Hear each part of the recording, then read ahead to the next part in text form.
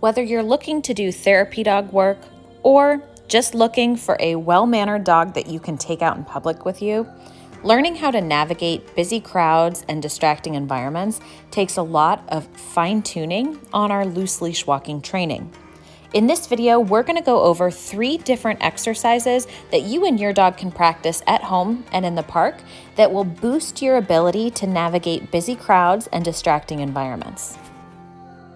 I'm Chelsea with Positive Futures Dog Training and Behavior. If you're new to our channel, welcome. And if you're coming back, thanks for supporting us. Loose leash walking and attention to you with distractions are 2 skills that you should practice every single time you head out with your dog.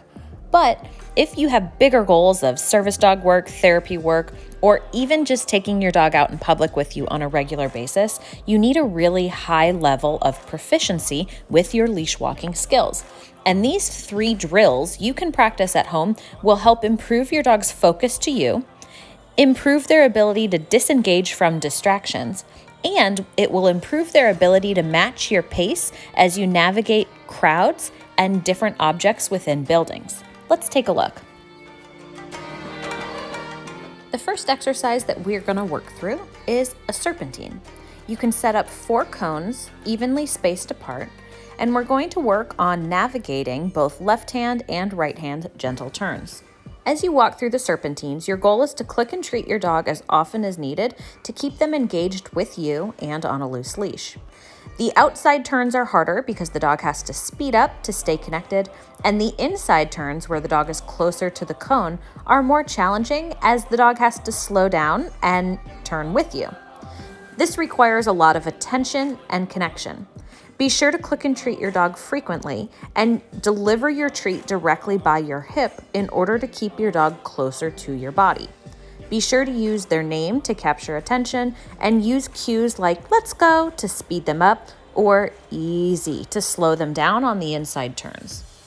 This exercise can help improve your dog's body awareness so that they learn how to navigate different obstacles when you're out with them. It also teaches them change of pace because they have to both speed up and slow down during this activity. As the dog does well and starts to catch on, you can even add your own distractions into the mix.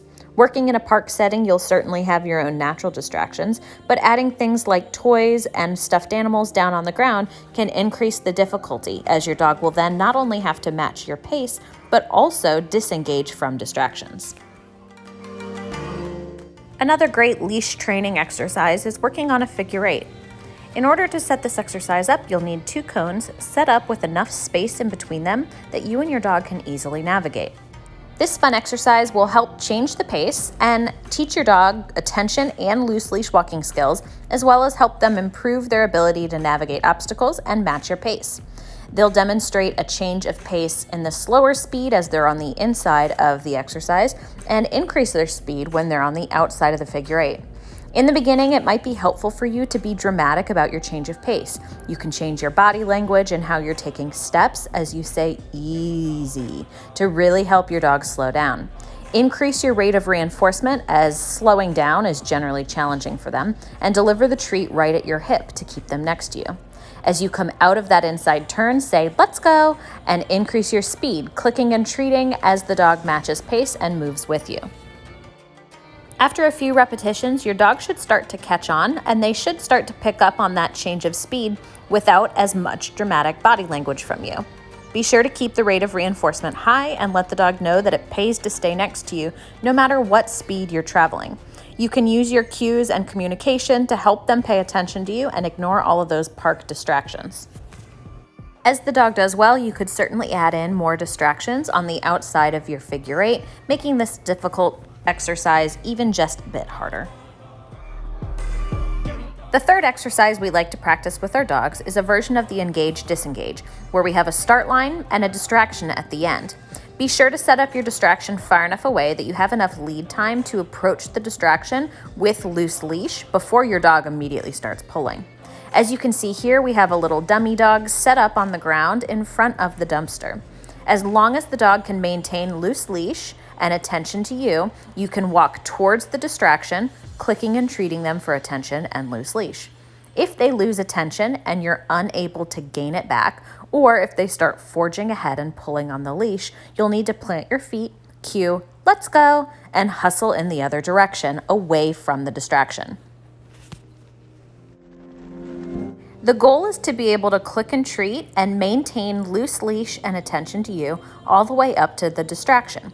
When you get close enough that you think you'll be able to pass it, be sure to give yourself a little extra space as you walk past that distraction. Again, keeping your dog engaged with you. Once you're able to pass the distraction, you can either work on reducing how much reinforcement your dog needs to stay with you, or you can change the distraction to help your dog generalize and learn that no matter what the distraction is, they can approach and pass it. Remember that each new distraction that you put down, you need to treat as a brand new exercise. Just because your dog was able to pass the first distraction does not mean that second distraction will be quite as easy. The moment you lose your dog's attention and you're seeing forging, pulling, and ignoring any cues, that means that your dog is too close and that distraction's too high value. You'll need to disengage with let's go, hustle away from the distraction, and then try again. The next repetition, you likely will need to increase your rate of reinforcement on the approach, clicking and treating the dog more frequently for staying with you, and you'll likely need to disengage or turn around and walk the other direction a bit sooner so that your dog can successfully stay on a loose leash the whole time. Practicing these exercises is a really nice way to add a little focus into your loose leash walking training. It also mixes it up to keep it fun for you and the dog.